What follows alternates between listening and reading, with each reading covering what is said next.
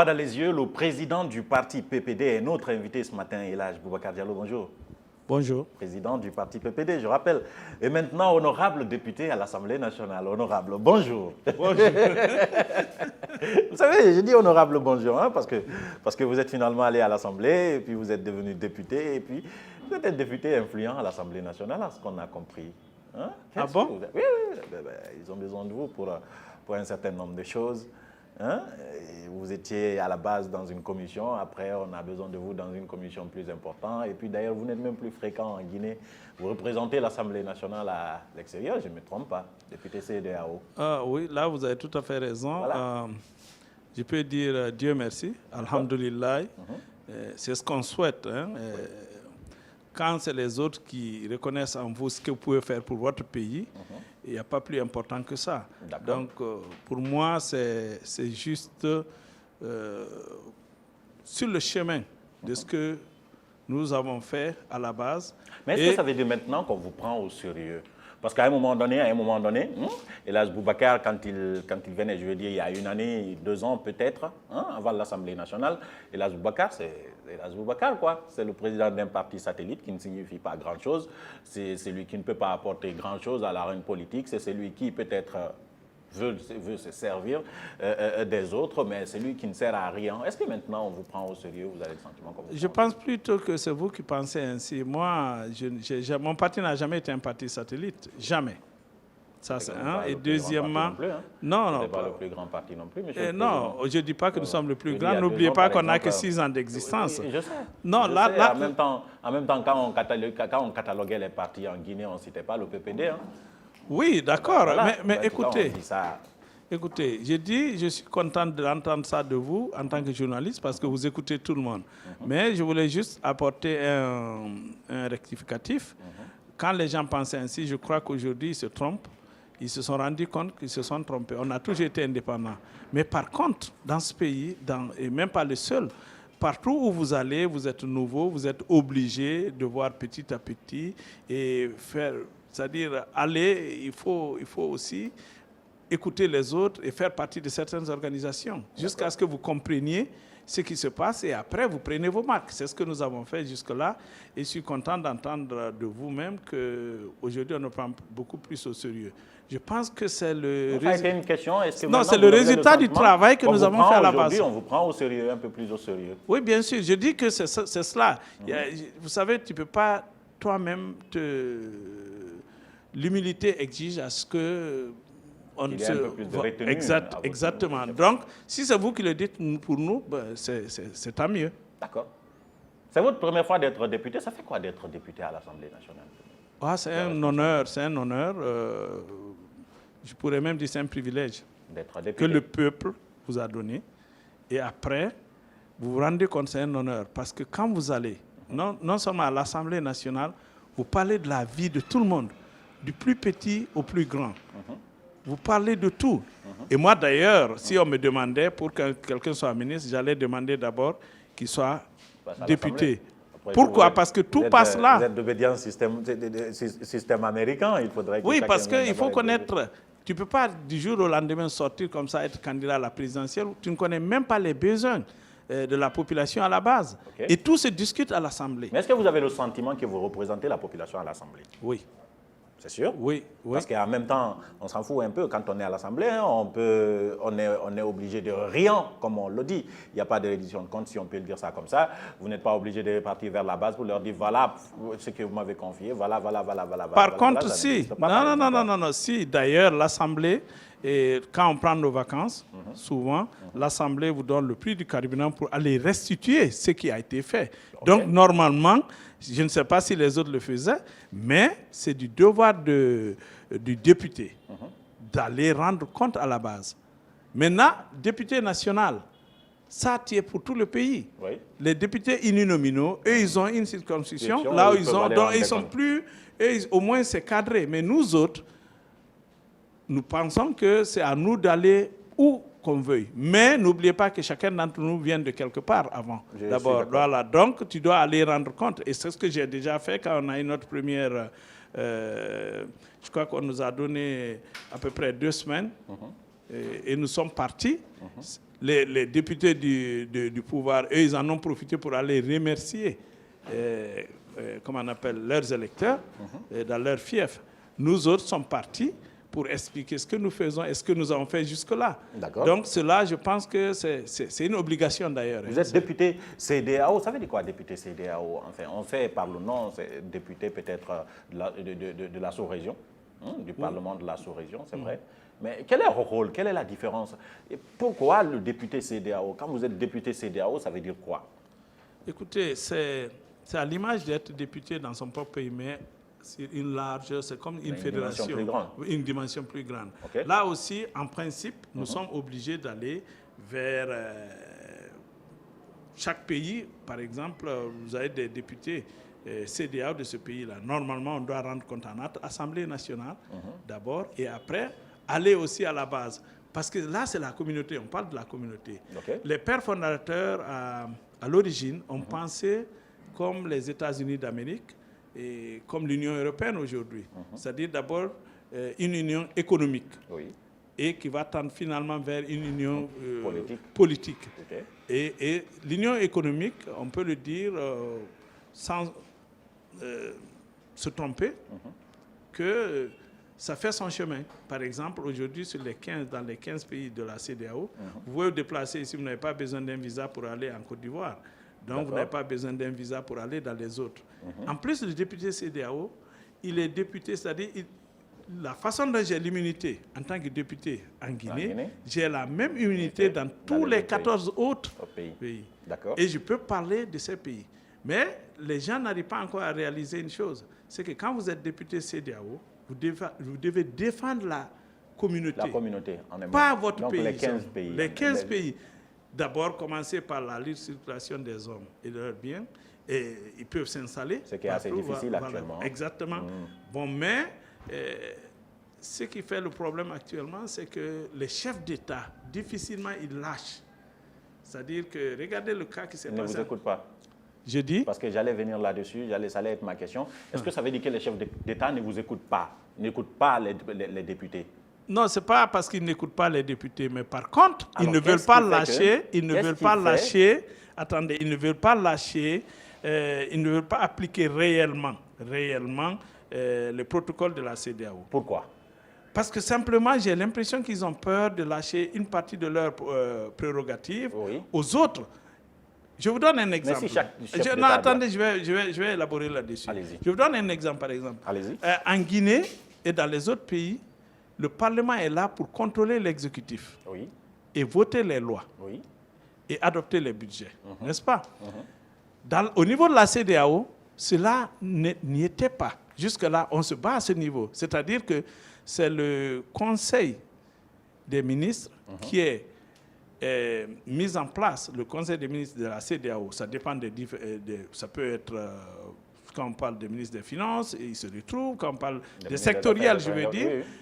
mais qui sont mis en place, qui sont coiffés par les chefs d'État. La réunion des chefs d'État est au-dessus de tout, et du Parlement et de tout. C'est eux qui décident. C'est les chefs d'État par consensus. Si un seul n'est pas d'accord avec eux sur un sujet, ils sont obligés de le reporter. En tout cas, l'amadouer jusqu'à ce qu'ils trouvent le consensus.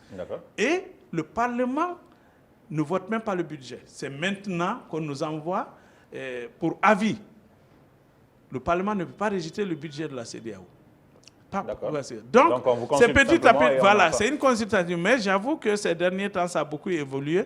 Alors, nos différentes réunions, on est là-dessus pour essayer Moi, j'ai envie de savoir, par exemple, puisque des cas pratiques existent. Depuis plusieurs mois, la frontière entre la Guinée et le Sénégal est fermée. Enfin, celle de la Sierra Leone, avec la Sierra Leone, est réouverte maintenant. Mais avec le Sénégal, c'est compliqué. Et à chaque fois, on a des problèmes à la frontière guinéo-malienne. Vous êtes au courant, les communautés, effectivement, ont des difficultés. Qu'est-ce que la CEDEAO, quel est le problème qui fait que la CEDEAO n'arrive toujours pas à assurer la libre circulation des populations de part? Que ce problème de frontières existe encore entre des pays de la communauté? C'est de ça que j'ai parlé tout à l'heure. Chaque chef d'État estime que son pays est souverain. Il défend d'abord l'intérêt national avant de parler à la communauté. On a dénoncé cela. Nous avons même souligné lors de nos réunions, la dernière réunion à Abuja, en disant que nous devons respecter les textes de la CEDEAO. C'est-à-dire que nous avons même fustigé la CEDEAO en disant que quand il y a des crises, d'abord il faut prévenir les crises, il faut prévoir, il faut venir en amont. La CEDEAO dit, le président de la commission était là, on l'a posé des questions. Oui, nous sommes venus. Et par exemple, pour les élections en Guinée, en Côte d'Ivoire, au Bénin, au Togo, même au Cap-Vert, la CEDEAO vient en amont pour consulter les acteurs politiques. On voit un peu la situation. D'accord.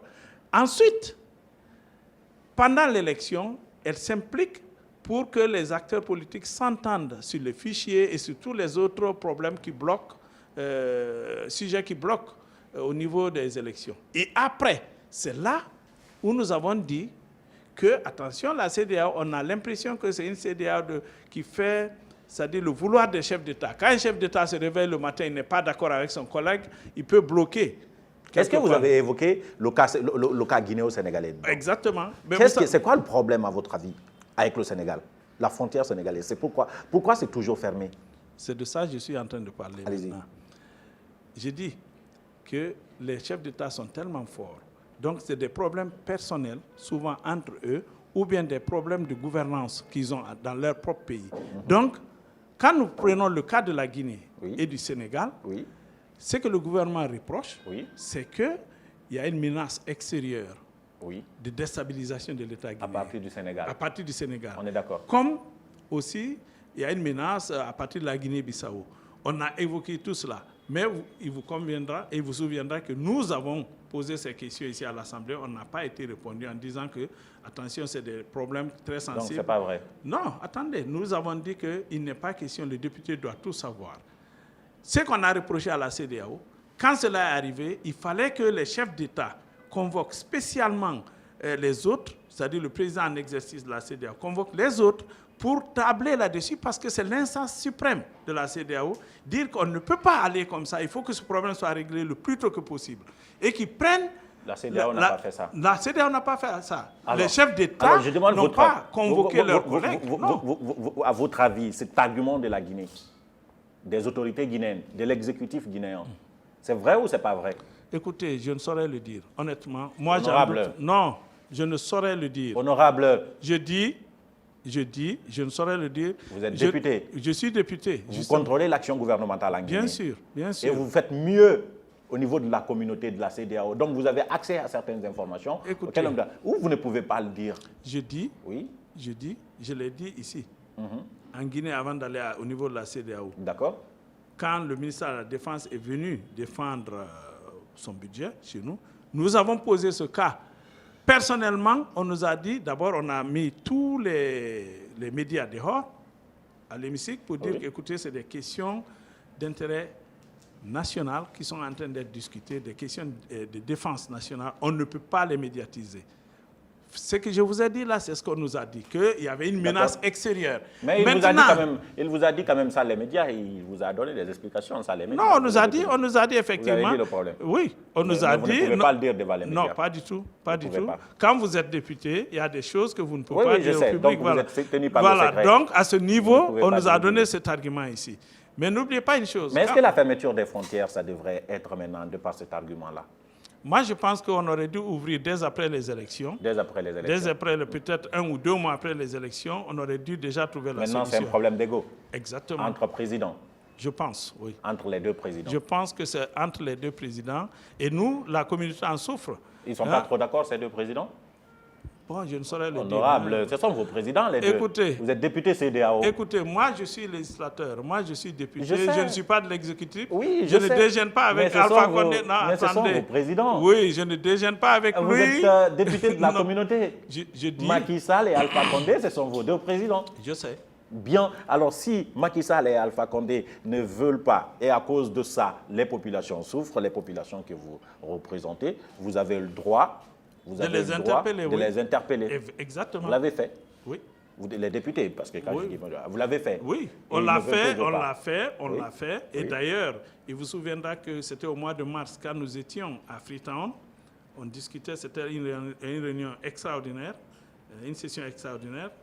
Et nous avons soulevé le cas. C'est de là-bas d'ailleurs, je crois que le président de la commission de la CEDEAO, Jean-Claude Brou, Jean Kwasi Brou, a quitté, il nous a quittés pour venir voir le président Alpha Condé. Et il y a une lettre qui a suivi Qu'est-ce après. qu'ils ont envie de se prouver, ces deux présidents? Je ne sais pas. Honorable, pourquoi vous aimez Mais pourquoi aujourd'hui, voulez-vous que je réponde? Je ne Parce sais que je pas. sais que vous le savez, parce que vous ne voulez pas le dire peut-être, mais vous le savez. Je dis, Qu'est-ce qu'ils ont envie de se prouver, ces deux je présidents? le dis et je le répète, j'ai l'impression que c'est un problème d'ego maintenant entre les deux. Qu'est-ce qu'ils ont envie de se prouver? Ils ne s'aiment pas? Bon, de toute façon, ils ne sont pas obligés de s'aimer. Hein. Écoutez, nous pouvons parler de ça du matin jusqu'au soir. Je ne sais pas comment ils fonctionnent ces deux-là. Ce sont des chefs d'exécutif, chacun pense, et je pense, pour résumer tout ça, c'est un problème d'ego. Sinon, la population a largement souffert de la fermeture des frontières des deux côtés. Mais c'est la Guinée quand même qui a fermé sa frontière. Hein? Oui, je comprends. Oui. Je comprends. Donc tout à fait. C'est normalement. C'est la Guinée qui doit normalement ouvrir sa Normalement, frontière. mais la Guinée, il paraît que la Guinée a fait des propositions et le Sénégal n'a même pas répondu à cela. Oui, parce que le Sénégal estime que la Guinée a fermé sa frontière unilatéralement. Maintenant, moi, en tant que député, c'est dire que ce que vous faites n'est pas bon, trouver la solution, parce que s'ils prennent du point de vue sécurité, chaque pays est autonome, chaque pays est indépendant, ta sécurité intérieure, tu la contrôles. La communauté est faible. La communauté est faible. Donc, ouvrez les frontières, faites les contrôles qu'il faut. Voilà. La CEDEAO, elle est faible. C'est ça. Donc, moi, j'estime que... Elle est faible, la CEDEAO. Je suis d'accord avec vous. D'accord. Et notre travail, c'est de faire en sorte que cette CEDEAO-là pense et qu'elle travaille, qu'elle mette la pression sur les chefs d'État et que ces chefs d'État puissent comprendre que la vision des pères fondateurs, c'est faire de cette CEDEAO une zone économique et une zone politique plus tard où il y a l'intégration communautaire. C'est-à-dire que la politique ne nous divise plus. Prenez le cas du Mali. Vous avez parlé de la frontière guinéo-malienne, où il y a toujours des échauffourées. Mais c'est des mêmes familles, de part et d'autre. C'est les frontières coloniales qui ont fait en sorte qu'on est devenu deux pays différents. Les gens, ils s'en foutent. Et ils se disent que mon cousin de l'autre côté, c'est mon père, c'est mon compère, et je peux traverser quand je veux. C'est vrai. Vous comprenez? Je suis Donc, d'accord. il faudrait que les chefs d'État soient dans cet esprit de la communauté. Et qu'ils ont leur pouvoir dans leur propre pays, mais qu'ils gèrent cela, mais qu'ils nous foutent la paix.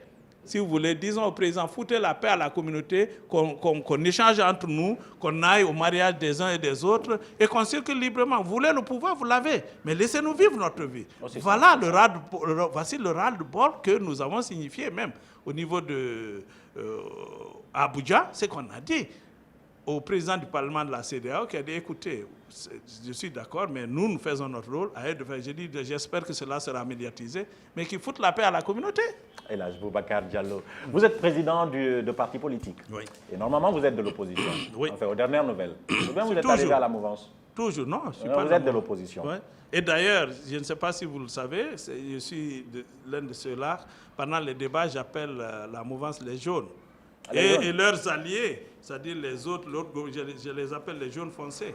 Oui, tout le monde le sait. Donc, alors, dès que vous êtes de l'opposition, donc. Voilà, toujours, oui. Question de provocation. Est-ce que Mamadou Sylla, c'est votre chef de file? Écoutez, c'est le chef de file de par la Constitution. C'est le chef de file de l'opposition. De l'opposition, oui. D'accord. Oui. Vous le lui reconnaissez, ce statut? Bien sûr. Parce qu'il y en a qui le lui contestent, par exemple. Pas moi. Diallo Bok conteste, Boubacar Siddigui et d'autres à l'Assemblée nationale contestent ce titre, ce statut de chef de file de l'opposition. Oui, ça c'est eux, demandez-leur pourquoi. Mais légalement.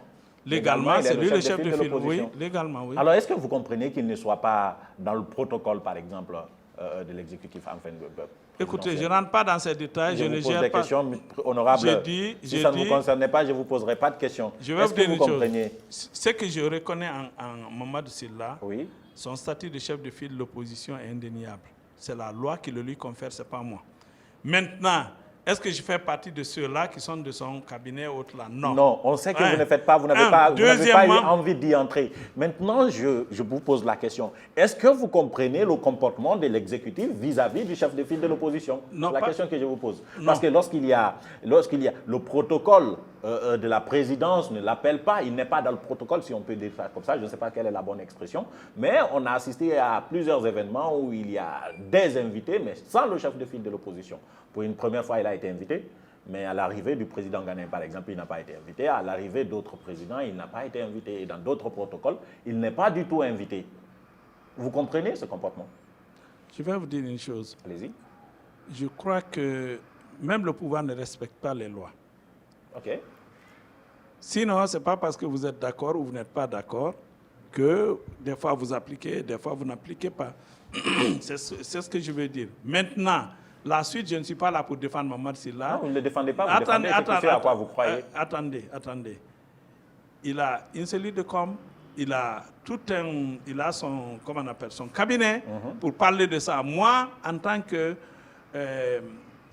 son budget, je dis... il ne l'a pas encore reçu, honorable. Si vous devriez voter.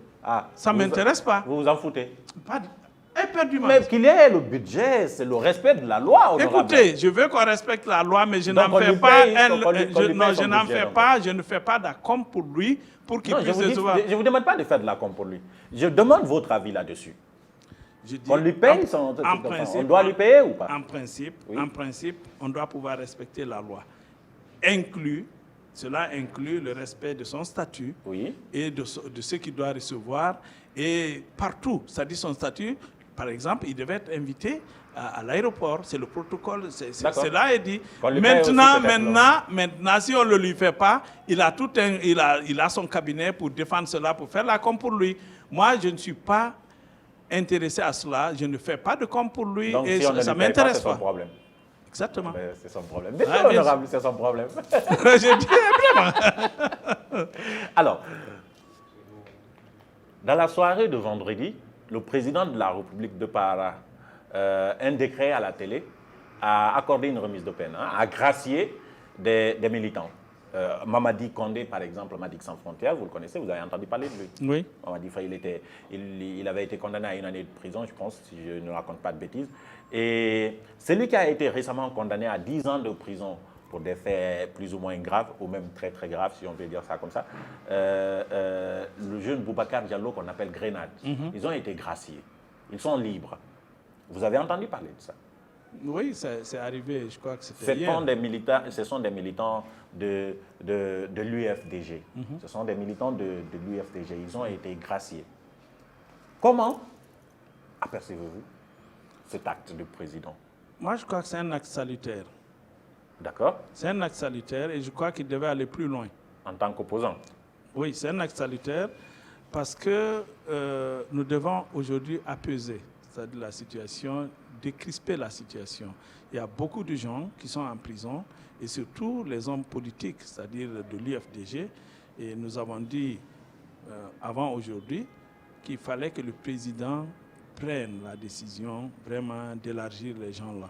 Si vous prenez le cas de ceux-là qui sont en prison, on dit pour instruction jusqu'à présent. Jusqu'à présent, on leur a signifié de ceux dont on leur reproche, mais la justice traîne les pieds. Et quand vous voyez, c'est des gens qui ont représenté ce pays à un moment donné, à des hautes sphères, des hommes politiques, des hommes vraiment crédibles, qui sont connus, ils ne doivent pas être traités comme des bandits de grand chemin, être dans les mêmes conditions que les autres. Ils pouvaient faire ce que Macky Sall a fait avec Sonko, et les mettre à la disposition de la justice et sous contrôle judiciaire, mais être chez eux, quelque chose comme ça. Maintenant, les bandits de grand chemin, ceux-là, c'est autre chose. Mais il y en a qui ont aperçu, des opposants qui ont aperçu cet acte du président comme de la pure manipulation. D'abord, ceux qui ont été condamnés n'étaient pas responsables de ceux dont on les reprochait. Mais en même temps, on fait semblant, dans un cadre de déstabilisation du parti adverse, qui se trouve être l'UFDG, de libérer ceux qui sont proches ou ceux qui sont militants de l'UFDG sous prétexte de les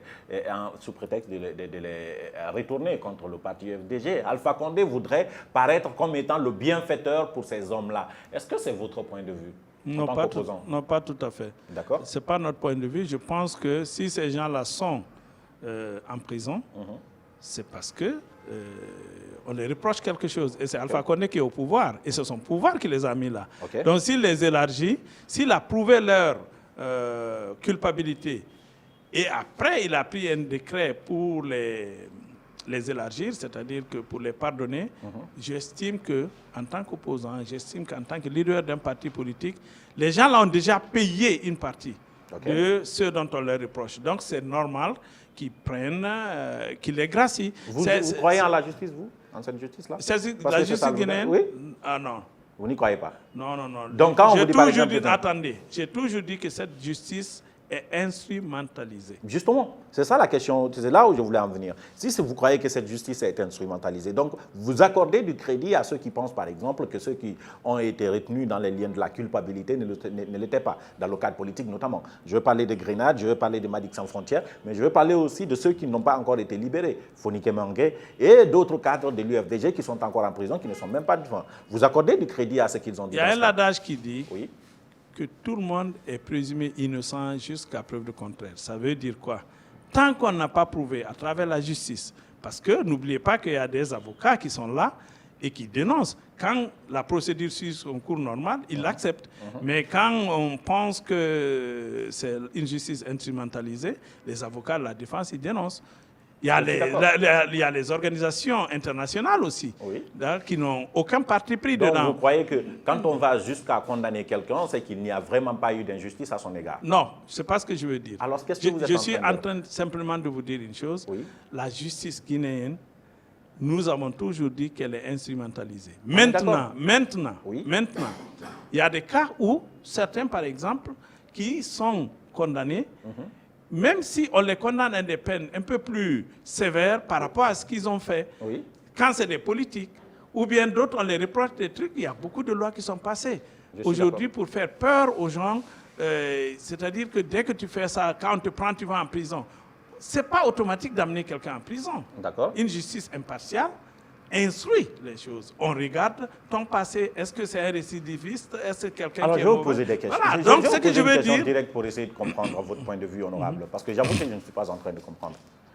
Ceux qui sont retenus, je vais citer des noms. Quand on prend Chérif Ba, par exemple, ou on prend Abdoulaye Ba de Kindia, ou quand on prend, par exemple, il s'appelle comment, Étienne Soropogui, ou quand on prend Ousmane Gawal, ils ont tous été arrêtés après la présidentielle de 18 octobre dernier. Quand on prend la fermeture du siège de l'UFDG, vous pensez, est-ce que vous croyez au fait qu'on leur reproche? Est-ce que vous pensez qu'ils ont tenté de fabriquer des armes, de les introduire, de provoquer, de créer des troubles de la rébellion, et ainsi de suite, c'est qu'on leur reproche? Je vais être clair là-dessus. Allez-y. C'est non. Vous n'y croyez pas? Pas du tout. Alors donc, ça veut dire que cette justice, comme vous l'avez dit, est à la solde du président de l'exécutif. Je l'ai dit dès le début. Oui, évidemment, vous l'avez dit, j'essaie de comprendre, c'est pourquoi je vais aller là-dessus. Et à partir de là, qu'est-ce que vous direz? Qu'est-ce que vous faites? Je dirais une chose. Oui. Ce que j'ai dit avant, c'était au président de la République de prendre la décision de libérer les gens. Ou bien, si l'instruction doit continuer, ce sont des personnes qui ont représenté ce pays à un moment donné, et à l'extérieur, à l'intérieur. Donc, de les élargir et les mettre sous contrôle judiciaire pendant que la justice continue son cours. J'ai dit, même à l'Assemblée, que c'était des prisonniers politiques. Quand le président... non, attendez, c'est dans les archives. Ouais. Je l'ai dit au Premier ministre, qu'en faites-vous? Pourquoi vous ne libérez pas les prisonniers? Il dit, il n'y a pas de prisonniers, laissez la justice faire son cours. Vous voulez qu'on soit démocrate et qu'on s'immisce dans le truc de la justice. Ouais. J'ai dit, cette justice-là, je n'y crois pas. Donc, ce que je suis en train de dire aujourd'hui, devant vos caméras, c'est ce que j'ai dit à l'Assemblée. D'accord. Donc, je ne crois pas à cela jusqu'à preuve de contraire, jusqu'à ce qu'ils prouvent par A plus B qu'effectivement, ils ont fabriqué des armes. Effectivement, ils ont fait ça. Ouais. Et je suis allé plus loin en disant, écoutez, si vous avez fait tout ça parce que vous avez tordu le coup à la Constitution pour vous faire un autre mandat, nous vous reconnaissons, Président, vous avez ce que vous voulez, laissez les autres tranquilles maintenant. Voilà ce que j'ai dit à l'Assemblée, voilà ce que je dis ici aussi.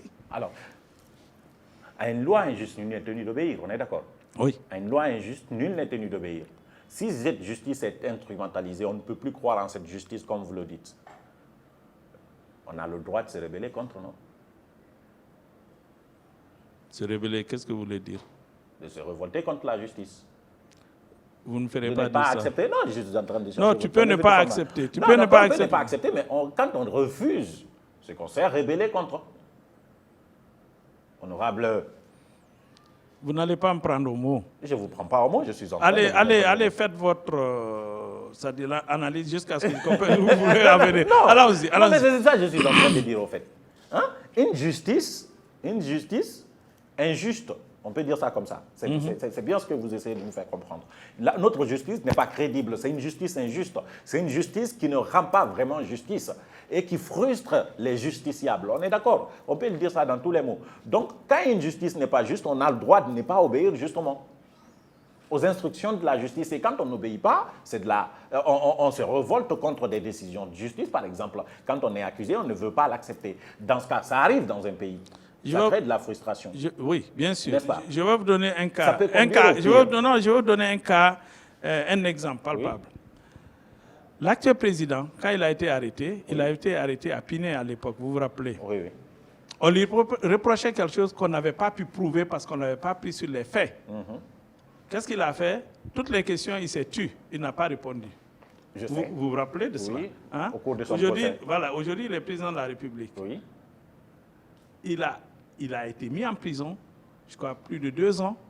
Il a refusé de parler. Il a été condamné. À l'époque, cette justice-là même, nous qui luttions pour qu'il soit libéré, ils étaient de l'autre côté, nous avions estimé, puisqu'ils n'ont pas pu prouver que c'était lui qui était à la base de la rébellion. Ça n'a pas été prouvé matériellement. On n'a pas pris des trucs sur lui, malgré les trucs qu'on avait fabriqués. On a dit que c'était une justice injuste.